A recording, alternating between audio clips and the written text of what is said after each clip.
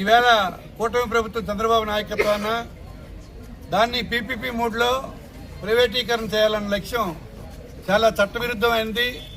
ప్రజలకి అన్ని రకాలుగా ఇబ్బంది కలిగించేదిగా భావిస్తూ మా ప్రీతమ నాయకులు ఇది ప్రజా ఉద్యమంగా మరి ప్రజల్లోకి తీసుకువెళ్ళండి, దీనికి వ్యతిరేకంగా మరి ప్రజలతో నిర్ణయాన్ని స్వచ్ఛందంగా తీసుకొని వారి అభిప్రాయాలు కోటి సంతకాలతో గౌరవ గవర్నర్ గారికి మనం సమర్పిద్దాం, మీరు ప్రజల్లోకి వెళ్ళండి అని చెప్తే మరి వైఎస్ఆర్ పార్టీ శ్రేణులందరూ కలిసి ఆ కార్యక్రమం రాష్ట్రంలో చాలా దిగ్విజయంగా ప్రజామోదంతో చేయడం జరిగింది. మరి అటువంటి ఈ కార్యక్రమాన్ని మరి ర్యాలీ రూపాన ప్రజలకు ఒకసారి తెలిసే విధంగా యావత్ రాష్ట్రంలో కూడా అన్ని ప్రాంతాల్లో కూడా భారీగా ర్యాలీలు జరుగుతూ ఉవ్వెత్తున ఉద్యమంలా మరి ప్రజల కేరింతలతో ఈ కార్యక్రమం నడిచింది.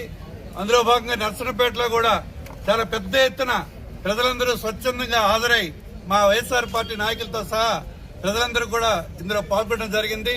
వారందరికీ వినయపూర్వకమైన ధన్యవాదాలు తెలియజేస్తున్నాను. ఒక మంచి కార్యక్రమం ఇది. వైఎస్ జగన్మోహన్ రెడ్డి గారికో వైఎస్ఆర్ పార్టీ నాయకులకో ప్రయోజనమైన కాదు. ఇది పేద ప్రజల కోసం, పేద విద్యార్థుల కోసం అందుబాటులో ఉండే విధంగా ఈ విద్య అందుబాటులో ఉండాలని చెప్పి ప్రభుత్వ పరంగానే ఈ మెడికల్ కాలేజ్ ఉండాలనే లక్ష్యంతో చేస్తున్నటువంటి ఉద్యమం ఇది.